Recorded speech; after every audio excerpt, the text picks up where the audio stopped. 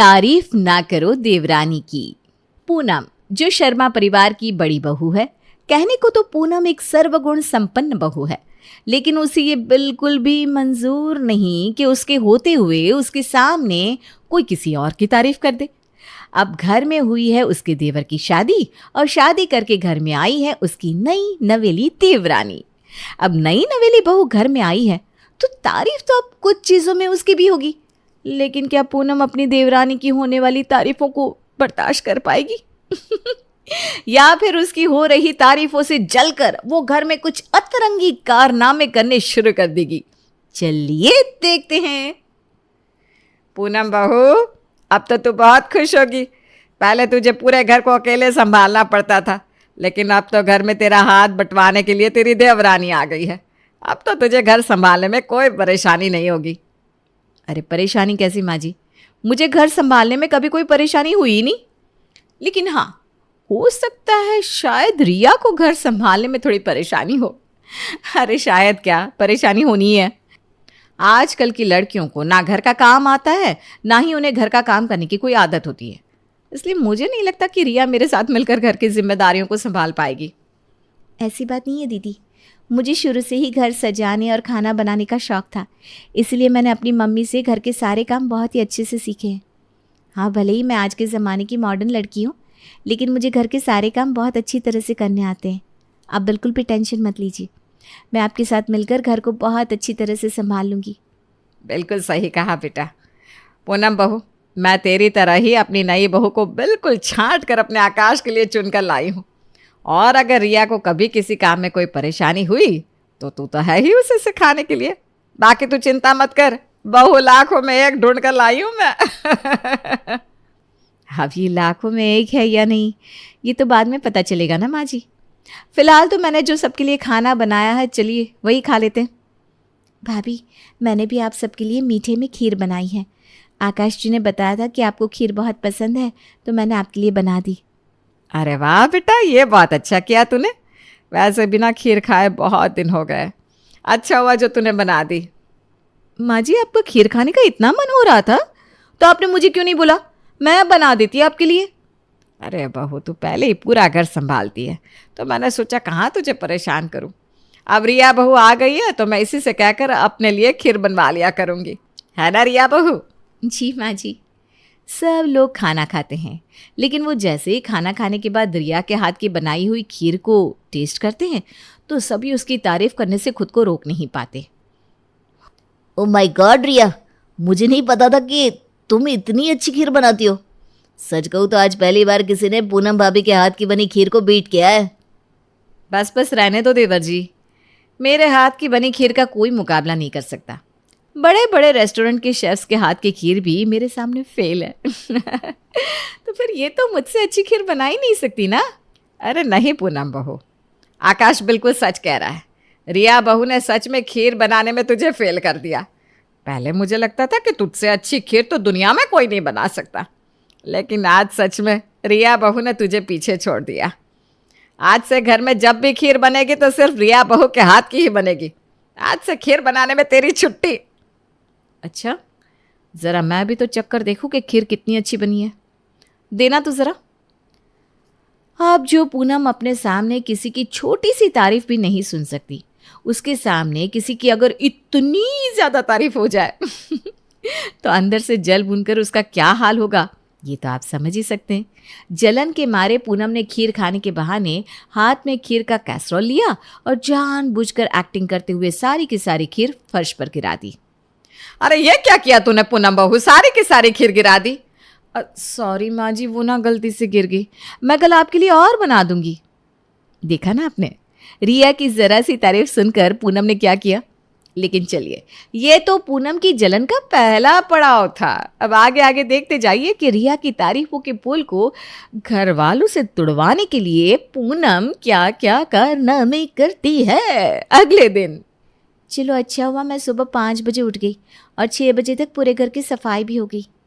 एक काम करती हूँ, फटाफट मम्मी जी के लिए चाय बना देती हूँ, मम्मी जी बहुत खुश हो जाएंगी। रिया ने जल्दी से अपनी सास के लिए गर्मा गर्म कड़क अदरक इलायची वाली चाय बनाई और उनके कमरे में लेकर गई। अरे बहू, तू इतनी सुबह सुबह यहाँ, और ये चाय? जी मम्मी जी, मैंने ना सुबह उठकर घर की सफाई कर दी थी, तो सोचा आपके उठने का टाइम हो गया है तो आपके लिए चाय भी बना दी। मेरे मम्मी पापा को तो सुबह चाय पीने की आदत है। पहले मैं रोज़ सुबह घर की साफ़ सफाई करके अपने मम्मी पापा के लिए चाय बनाती थी, तो सोचा मम्मी पापा की तरह आपको भी सुबह चाय पीने की आदत होगी तो आपके लिए भी बना दी। अगर आपका अभी चाय पीने का मन नहीं है तो कोई बात नहीं, मैं थोड़ी देर बाद फिर से आपके लिए बना दूंगी। अरे नहीं बहू, अच्छा हुआ तूने मेरे लिए चाय बना दी। मुझे तो हमेशा से ही सुबह जल्दी चाय पीने की आदत थी, लेकिन पूनम बहू रात को सारे घर का काम निपटा कर देर से सोती थी, तो वो सुबह 7 बजे उठकर सारे घर का काम करती है और चाय नाश्ता एक साथ ही बनाती है। इसी में मेरी सुबह चाय पीने की आदत छूट गई थी। वैसे तो मैं खुद भी चाय बना सकती हूँ, लेकिन पूनम बहू को अच्छा नहीं लगता कि मैं घर में कोई भी काम करूँ, बस इसलिए मेरी सुबह की चाय ही बंद हो गई थी। लेकिन अच्छा हुआ कि तू मेरे लिए चाय बना कर लाई।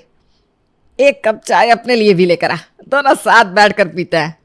पूनम उठकर बाहर आती है तो अपनी सास के कमरे से आवाज़ सुनाई देती है। जैसे ही वो वहाँ जाकर देखती है तो रिया को अपनी सास के कमरे में इस तरह देखकर उसके दिमाग के घोड़े दौड़ने लगते हैं। रिया, तुम इतनी सुबह सुबह माँ जी के कमरे में क्या कर रही हो? सुबह सुबह माँ जी के पास जाकर उनकी नींद खराब नहीं कर दी ना तुमने? अरे नहीं पूनम बहू, इसने मेरी नींद खराब नहीं की। मैं तो हर रोज़ ही 5 बजे उठ कर नहा धोकर अपना पूजा पाठ कर लेती हूँ। रिया बहू को भी ना मेरी तरह 5 बजे उठने की आदत है। उसने तो जल्दी उठकर पूरे घर की सफाई भी कर दी और मेरे लिए चाय भी बना कर ले आई। आज कितने दिनों बाद मैंने सुबह की चाय पी है, मज़ा ही आ गया।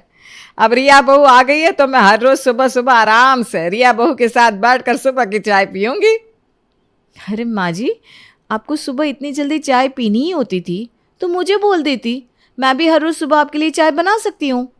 नहीं ना पूनम बहू, तू काम करके कितनी देर से सोती है, कितनी ज़्यादा थक जाती है, और रिया बहू को तो हमेशा से ही जल्दी उठने की आदत है। तू ना मेरी चाय की चिंता मत कर, और रिया बहू मेरे लिए बना दिया करेगी। वैसे रिया बहू, चाय तूने बहुत अच्छी बनाई है। बहुत समय बाद मैंने ऐसी बिल्कुल कड़क चाय पी है, मज़ा आ गया। सुबह सुबह उठकर पूनम ने रिया की तारीफ सुन ली तो उसका पारा तो वैसे ही चढ़ गया।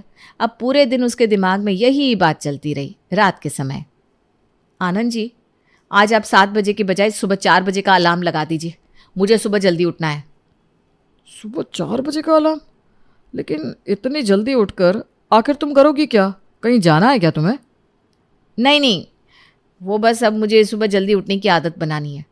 आज ना मैं एक वीडियो देख रही थी, उसमें देखा कि सुबह जल्दी उठना सेहत के लिए अच्छा रहता है, तो बस इसीलिए। लेकिन मम्मा, मुझे नहीं लगता कि आप सुबह इतनी जल्दी उठ पाओगी। सुबह जब आधे घंटे तक आपका अलार्म बजता रहता है तब जाकर कहीं आप उठती हो, वो भी सुबह के 7 बजे। मुझे नहीं लगता आप 4 बजे उठ पाओगी, रहने दो। चुप कर तू, बातें तो सुनो जरा इसकी। 5 साल की उम्र है और बातें 50 साल की दादी अम्मा की जैसे करती है। सो जा चुपचाप, वरना खामखा में पिटपिटा जाएगी। पापा। अरे सो जाना चुपचाप। पूनम सुबह 4 बजे का अलार्म लगवाकर शांति से सो जाती है। अरे नहीं नहीं, शांति से कहाँ, उसके मन में तो अब सुबह 4 बजे रिया से पहले उठकर घर की सफाई करने और अपनी सासू माँ के लिए सुबह की चाय बनाने के सपने चलते रहते हैं। सुबह जैसे ही उसका अलार्म बजता है तो अलार्म की एक आवाज़ पर ही पूनम जाग जाती है। जल्दी से हाथ मुंह धोकर पूरे घर को साफ करके अच्छी तरह चमका देती है। बस अब माँ जी के लिए चाय बनानी है। बहुत नंबर बना रही थी ना माँ जी के सामने सुबह जल्दी उठकर। अब देख तू, 5 बजे उठी थी ना, मैं तो 4 बजे उठी हूँ। अब जब तक तू सोकर उठेगी तब तक तो मैं माँ जी को चाय बनाकर पिला भी दूंगी। पूनम 5 बजने में भी 5 मिनट पहले ही अपनी सासू माँ के लिए चाय बनाकर उनके कमरे में पहुँच जाती है, लेकिन देखती है कि सासू माँ तो अभी सोकर उठी नहीं है। वो बेचारी परेशान हो जाती है। अरे ये क्या, अभी तक तो मम्मी जी सोकर भी नहीं उठी। अब इन्हें कैसे पता चलेगा कि मैंने सुबह रिया से भी जल्दी उठकर इनके लिए चाय बनाई। एक काम करती हूँ, मम्मी जी को मैं ही जगा देती हूँ। वैसे भी थोड़ी देर बाद तो मम्मी जी को उठना ही है। वैसे भी रिया तो मम्मी जी के जागने के 1 घंटे बाद उनके लिए चाय बनाकर लाई थी, लेकिन मैं तो मम्मी जी के उठते ही उन्हें चाय पिला दूंगी, तो मम्मी जी की खुशी का तो ठिकाना नहीं रहेगा। अपनी सासू माँ से अपनी तारीफ करवाने के चक्कर में पूनम खुद ही अपनी सासू माँ को जगाने लगती है। शांति देवी अचानक से उसकी आवाज़ सुनकर हड़बड़ाकर उठती हैं। क्या हो गया पूनम बहू? क्या हो गया? सुबह हो गई माँ जी, ये लीजिए आपकी गर्मा गर्म कड़क चाय। चाय?